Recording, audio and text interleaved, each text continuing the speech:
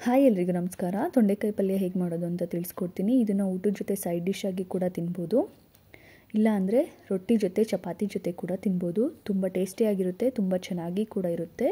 ಇದನ್ನು ತಿಂದರೆ ಆರೋಗ್ಯಕ್ಕೂ ಕೂಡ ತುಂಬ ಒಳ್ಳೆಯದು. ನೀವು ಒಂದ್ಸಲ ಮನೇಲಿ ಟ್ರೈ ಮಾಡಿ. ಹಾಗೆ ಈ ವಿಡಿಯೋನ ಯಾವುದೇ ರೀತಿ ಸ್ಕಿಪ್ ಮಾಡದೆ ಪೂರ್ತಿಯಾಗಿ ನೋಡಿ. ಮೊದಲಿಗೆ ಒಂದು ಪಾತ್ರೆಗೆ 2 3 ಟೇಬಲ್ ಸ್ಪೂನ್ ಆಗೋಷ್ಟು ಎಣ್ಣೆನ ತೊಗೊಂಡಿದ್ದೀನಿ.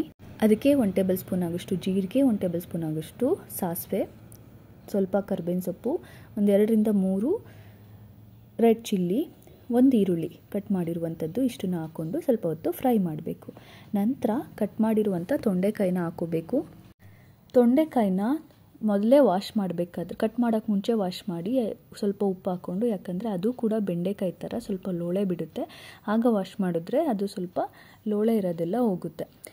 ನಂತರ ಅದನ್ನು ಯಾವ ಶೇಪ್ ಬೇಕು ನಿಮಗೆ ಆ ಥರ ಕಟ್ ಮಾಡಿ ಇಟ್ಕೋಬೋದು. ಅಷ್ಟು ಕಟ್ ಮಾಡಿದ್ದೀನಿ. ಸ್ವಲ್ಪ ಹಣ್ಣು ಥರ ಇದ್ರೂ ಪರವಾಗಿಲ್ಲ. ತುಂಬ ಹಣ್ಣು ಆದರೆ ಹಾಗೇ ಕೂಡ ತಿನ್ಬೋದು, ತುಂಬ ಹಣ್ಣು ಆದರೆ ಫ್ರೈ ಮಾಡೋಕ್ಕಾಗಲ್ಲ.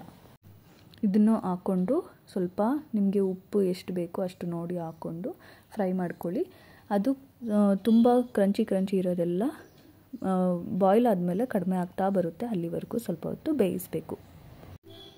ಇಷ್ಟನ್ನು ಹಾಕ್ಕೊಂಡು ಬೇಯಿಸಾದ್ಮೇಲೆ ನೀವು 1 ಟೇಬಲ್ ಸ್ಪೂನು ಗರಂ ಮಸಾಲ, ಧನಿಯಾ ಪೌಡರು, ಮತ್ತು ನಿಮಗೆ ಎಷ್ಟು ಬೇಕು ರುಚಿಗೆ ಉಪ್ಪು, ಮತ್ತು ಖಾರಕ್ಕೆ ಅಂತ ಹೇಳಿ ಸ್ವಲ್ಪ ಚಿಲ್ಲಿ ಪೌಡ್ರು, ಇಷ್ಟನ್ನು ಕೂಡ ಹಾಕ್ಕೊಂಡು ಚೆನ್ನಾಗಿ ಫ್ರೈ ಮಾಡ್ಕೊಳ್ಳಿ. ಚಿಲ್ಲಿ ಪೌಡರ್ ಬದಲು ಮನೆಯಲ್ಲೇ ಮಾಡಿರುವಂಥ ಸಾಂಬಾರು ಪೌಡರ್ ಕೂಡ ಯೂಸ್ ಮಾಡ್ಬೋದು. ಸೊ ಆದಮೇಲೆ ಸ್ವಲ್ಪ ನೀರು ಬೇಕಂದರೆ ಹಾಕ್ಕೋಬೋದು, ಅದು ಬೇಯೋದಕ್ಕೆ ಹೆಲ್ಪ್ ಆಗುತ್ತೆ.